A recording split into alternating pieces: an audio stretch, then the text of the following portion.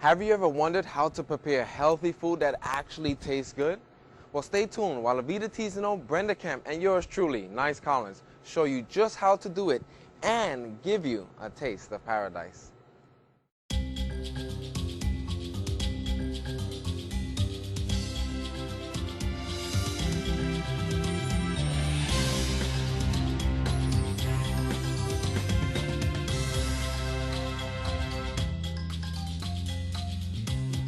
My name is Avita Tizano.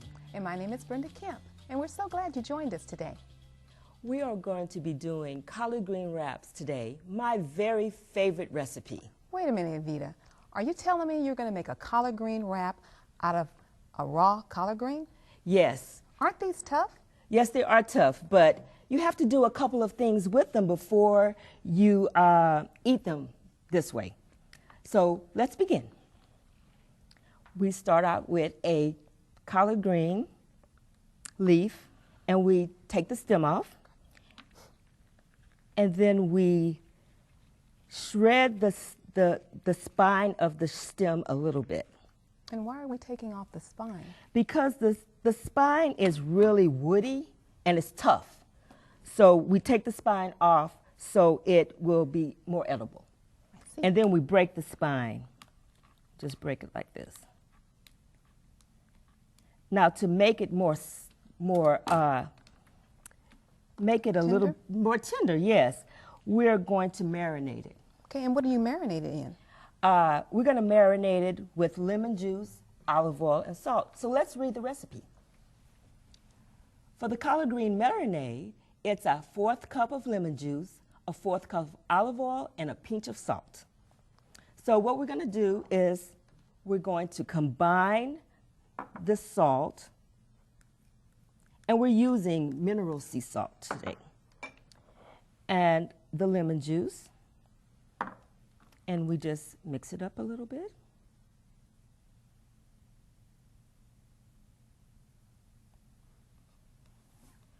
And again, this is going to make the collard green tender? Yes, it will be. So you base it on the back side, and then you turn it and you base it on the other side. And this will, you put it in the refrigerator, and it sets overnight. Okay. So all of these ingredients on here will make it tender. Okay. Okay. So we have one that we already did. So this is how it looks. That is tender. Yes. So now we're going to do what goes inside. Okay. First, we're going to do a walnut taco meat recipe. Okay. For this, you will need 1½ cup of walnuts, 1½ teaspoon of coriander, 3/4 teaspoon of cumin, 2 tablespoons of Bragg's liquid aminos, and a 1/4 teaspoon of cayenne pepper. So let's begin. Evita, is that a food processor you're going to be Yes, using? it's a Cuisinart. This is one of my favorite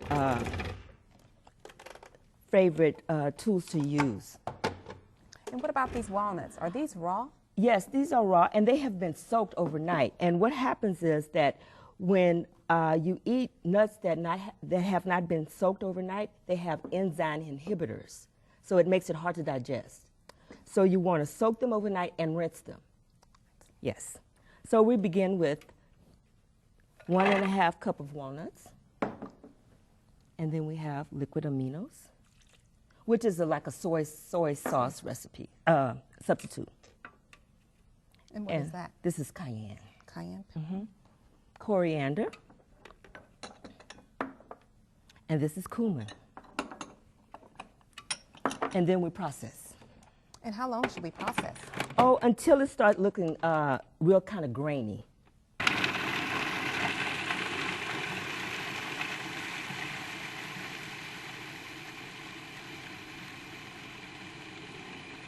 So we're finished processing it. Don't that look like Meat. like meat? It smells so good. So can you get the things ready for me for the next recipe? And we're going to clear off this station.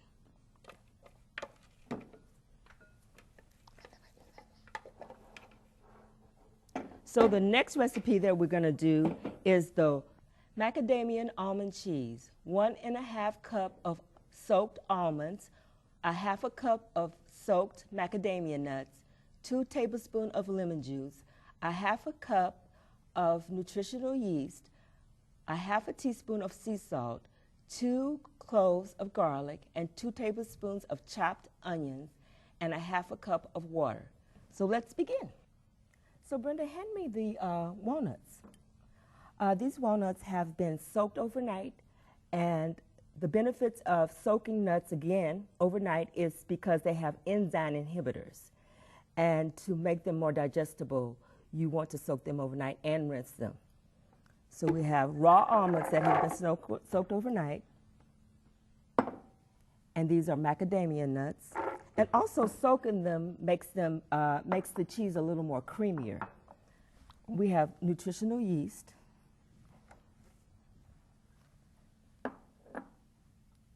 lemon juice, some sea salt, and some onions chopped, and 2 cloves of garlic. Now let's process this. Oh, I forgot the water. Here you go. And Evita, what was the purpose of the yeast flakes again? Yeast flakes makes the cheese Gives it that cheesy flavor, and also it's really high in B vitamins as well. Okay, and this is going to be a little hard to blend, so we're going to have to use the damper.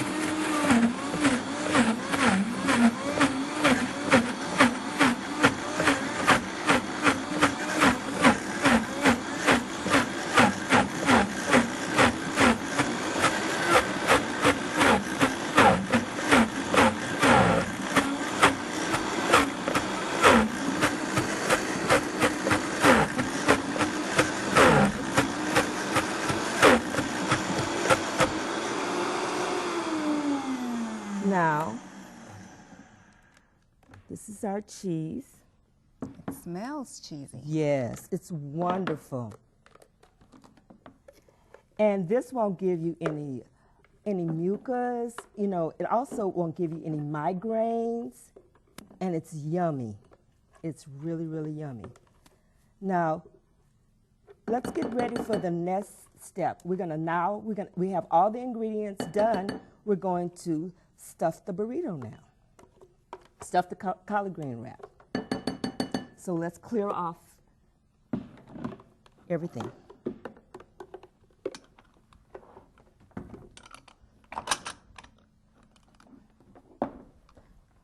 Okay, so what we need for the stuffing is the macadamia nuts. Could you get me the walnut meat?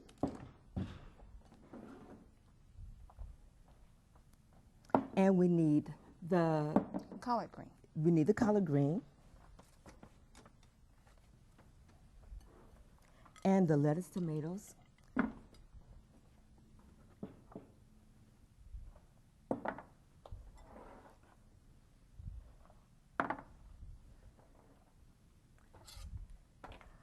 Okay, I need a chopping board. Or could you chop this while I put everything else together? I'll be happy to. Okay, and Brenda, I need the spatula.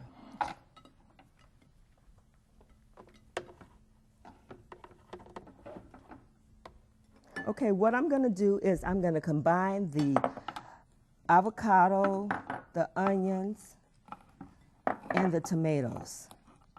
Let me just ask you, Evita, do I need to keep the seeds from the jalapeno pepper? Well, you can. If people don't like it really hot, you could take the seeds out, but I like it a little spicy. So I'll keep the seeds in. So we have a collard green wrap that has been marinated overnight, and we start off with the macadamia nut cheese, and we spread it on the collard green. And Does it matter which side you spread the cheese Well, on? I do it on the back side. It makes it easier to wrap. Then you take a little bit of the taco meat and put it in there. And are you finished with that? Just jalapeno? about. Let me grab a little bit of that. We don't want too many big pieces, but we want to have it pretty fine. And then we take some of the lettuce and the avocado mixture. And this is a little tricky. So we fold the wrap, and then we fold it this way, and then we roll it. And this is our burrito. So I have a finished product.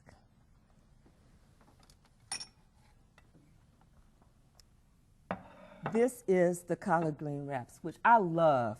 I bring this to church, and Brenda, everybody goes crazy over them. And you don't have no guilt. No cheese in it, no meat in it. It's just wonderful, and it's light and it's refreshing. I can't wait to taste them. Yes, why don't you have one?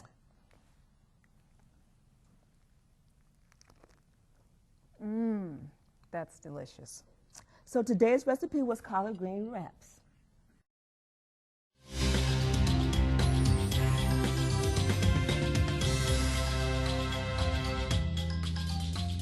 So fresh and so clean.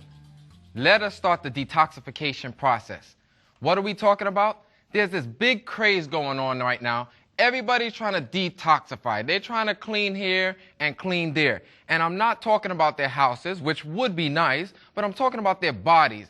They're putting stuff in, stuff is coming out. They're scrubbing here, stuff is going there, and it's just a mess. And everybody wants to feel fresh and clean. So how can we do that? Today we're going to share with you a couple little tips that you will find a blessing. A lot of people are actually, this program is backed by popular demand because everybody wants to know how to clean the system. Everybody's taking this pill and that pill. We're using this machine and that machine and scrubbing here and nothing seems to work. All they want to do is clean out. So the question is today, what are we trying to clean out? Not the house, not the car, but they're trying to clean out the body. Many people always shared with me that, hey, I've been eating this way for so long, and I want to live a new lifestyle. I want to appreciate the simple food. I want to receive something better, but I need to clean the body out first. And I mean, they may be onto something, and it's true, because when you make a new start on life, you want to kind of wash away the things from the past. That's the same message we all know. Clean the things away from the past and then move forward. But however, do we really need to do some of these extreme things to clean out the body? Or can we do it naturally and almost at no cost? That's what we're going to learn today in So Fresh and So Clean. But the issue is, what are we doing?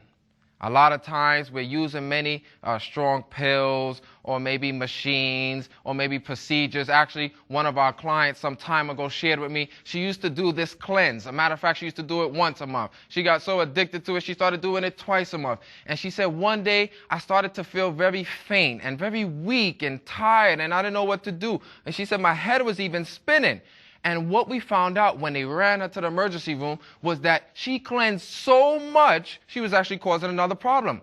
It was her electrolytes. They became unbalanced, or she had an electrolyte imbalance, and as a result, she was causing other problems. How could this happen?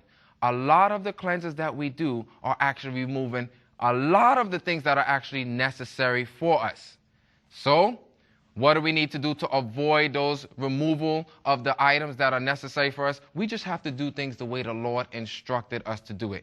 And I have a very new, simple tip. As a matter of fact, I'm thinking twice about sharing it with you all because it's going to be in one of my upcoming books. So if I tell you this secret remedy on how to detoxify the body, I know some of y'all will probably take it and make your own book out of it. But no problem. It didn't come from me. It came from the Lord. So you can use it as much as you want. Get your pens, get your papers. You're going to write this down. This is one step in cleaning out the body. Are you ready? Here it is. Write it down. The first step and the only step that you need in cleansing the body is don't put in what you want to wash out. All right? Did we get that? Let me repeat that one more time. Don't put in what you want to clean out. This is the first and only step to detoxifying the body. A lot of times you don't need all of these other things to clean stuff out if you just don't put in what your body doesn't need. It's that simple enough. I know, I'm sorry I didn't come with a new secret herb that will clean the body, or do this medicine, or do this or that, and this will clean out the body. It's that simple. If we don't put in the things we want to clean out, many people say, well, what could it be?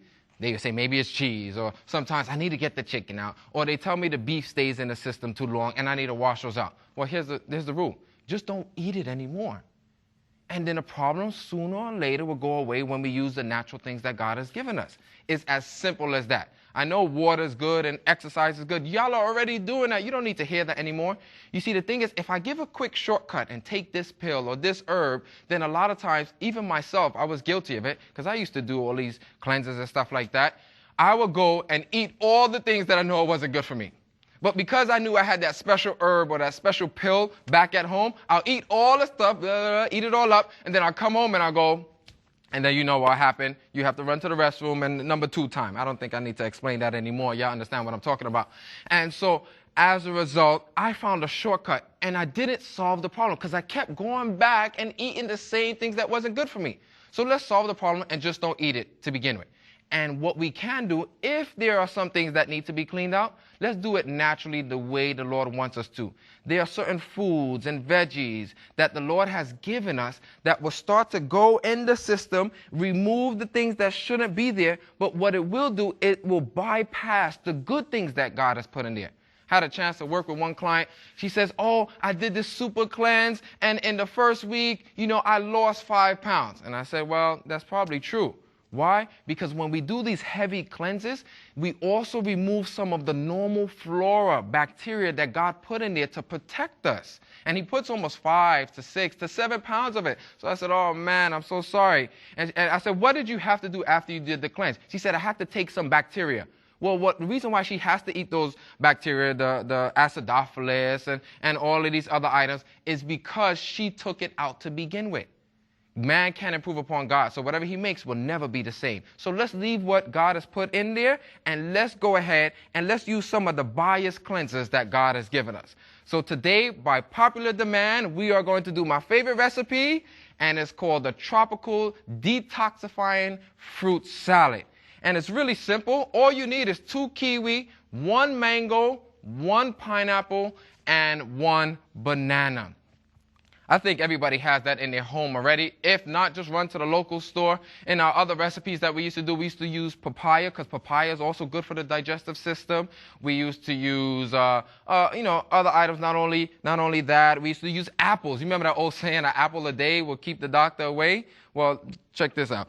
An apple a day will keep you going and getting that stuff away, if you know what I mean. So go ahead and enjoy the apple and enjoy all those items, but we're just going to use some special fruits that God has given us that will take care of these items naturally. And so all you need is 1 nice pineapple, and this time I did a better job of picking it. It's nice and ready to go. I already went ahead and demoed one, but I'm going to show you how to do it, because I don't like dishes, all right? So I like to go ahead and cook in a certain way. I use like 1 plate for everything, and I know some of y'all know what I'm talking about because you probably do it too. And so I'm going to actually use my pineapple today as my bowl for my tropical detoxifying fruit salad. So all you need to do is take a nice, good, sharp knife or something of that nature. You go ahead and you grab it. You put it right in the middle, because we still want to use it as a bowl. And the first step in digestion, it has to be appealing, okay? It has to look good. So make sure you get it straight down the core. I know it's going to be a little challenge to cut it, but if you have a good knife, that shouldn't be a problem. Straight down the core so you have even sides to your pineapple, because those will turn out to be bowls. And there you go. Oh man, that pineapple is ready. It's more than ready.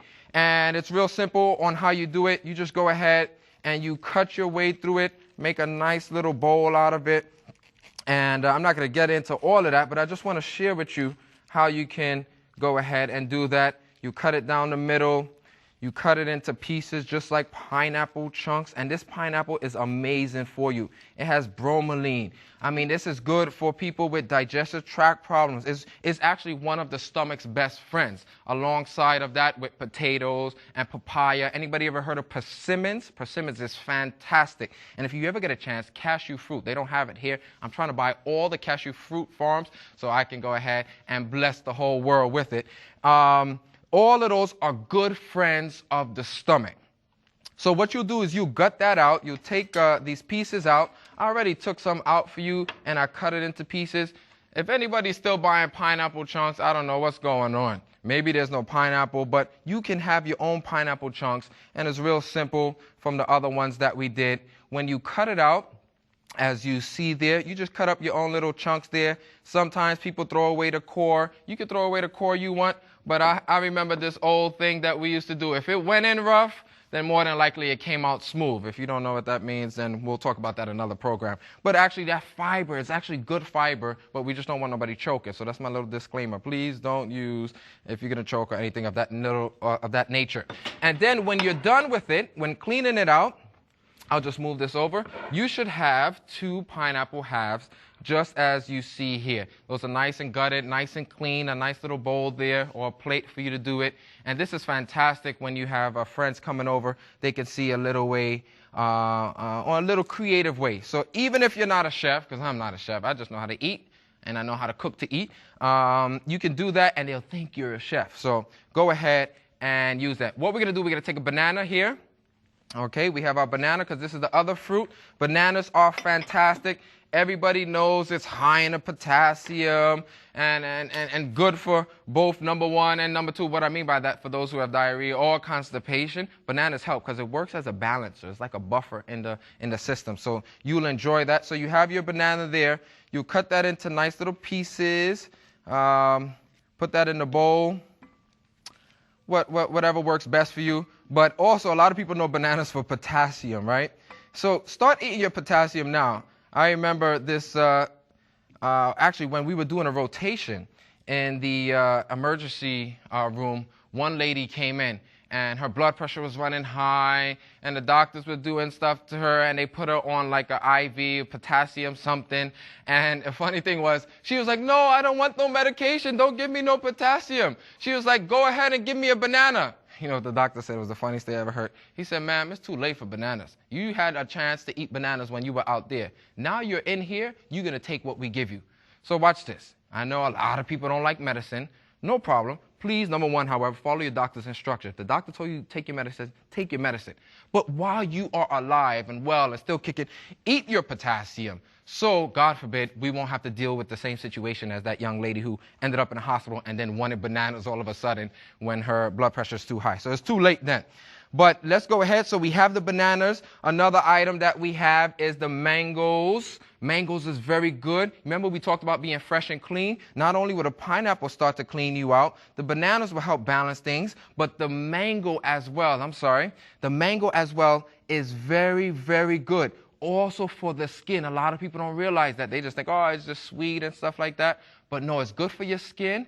It's also good for the cholesterol. This thing is amazing. I know they talk about Adam and Eve ate off of the tree and they probably ate an apple and stuff like that. I think they probably had a mango because this thing is so sweet, anybody would do it. But we know they weren't searching for the sweet fruit. They were searching for knowledge and wisdom. But God has given it to us. If we just listen, we don't have to suffer. So let's go ahead and choose the good foods. So what you do is you cut your mango and you end up in pieces like this. I already did that for you. You add that to the rest of the salad here.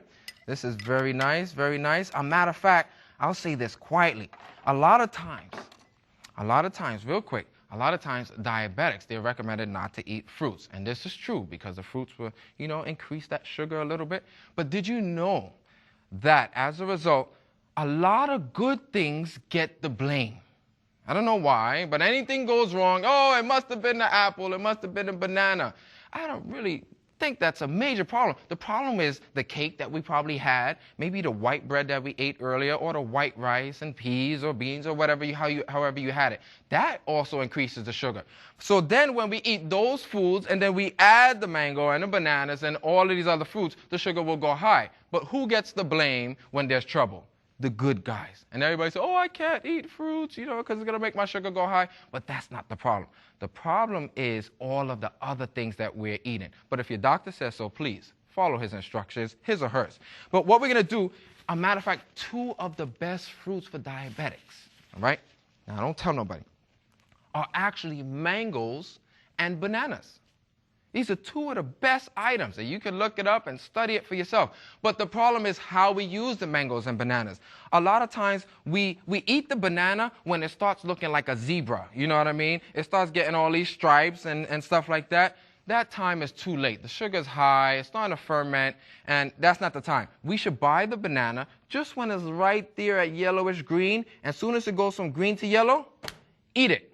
That's the best time to eat it. Don't wait till it starts looking like a cheetah or something like that. The mangoes, okay? Mangoes are also good for individuals who are dealing with different ailments. But the problem is we wait till that mango sits in the corner of like the kitchen and it starts smelling like the Caribbean. You know what I mean? It gets really soft and you just smell. And then here's the next problem. Not only do we go and eat it at that time, because what you're supposed to do, you're supposed to buy it when it's nice and tender. As soon as it starts getting just a little soft, eat it at that time. Don't wait till it gets juicy. And a lot of times we don't just eat one.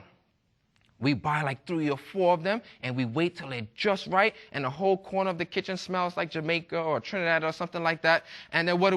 We go and we grab the 3 or 4, and we just eat, and just stuff dropping all over our bodies and stuff. We're eating too much, and we're waiting too late for it. So go ahead and get it. As soon as it goes from hard to nice and tender, then that's a good time to eat it. So enjoy the mangoes, but please follow your doctor's instructions. And there's only 2 other items that we have here that we're going to add to this detoxifying salad, and it's kiwi. We all know kiwi. Kiwi is fantastic, excellent for the immune system. Also, it has what is known as soluble fiber. Let me repeat that. A lot of times we all remember fiber, like the wheat and stuff like that, is indigestible, right? Because it swells up. That's why you get full when you eat like a whole bunch of brown rice. But when you eat white rice, you don't really get full, and we'll talk about that another time. But it has what is known as soluble fiber. So this goes ahead and breaks down, and it helps to clean the body and stimulate the immune system. So we're going to put some kiwi in here.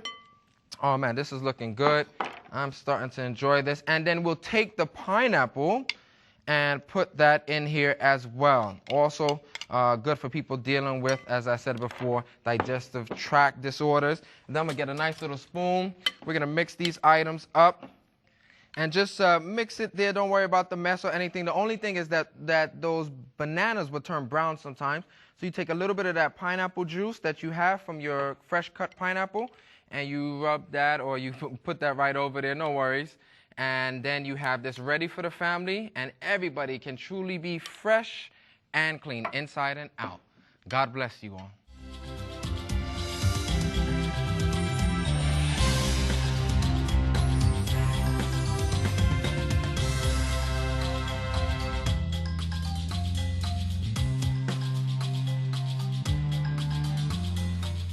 Have you ever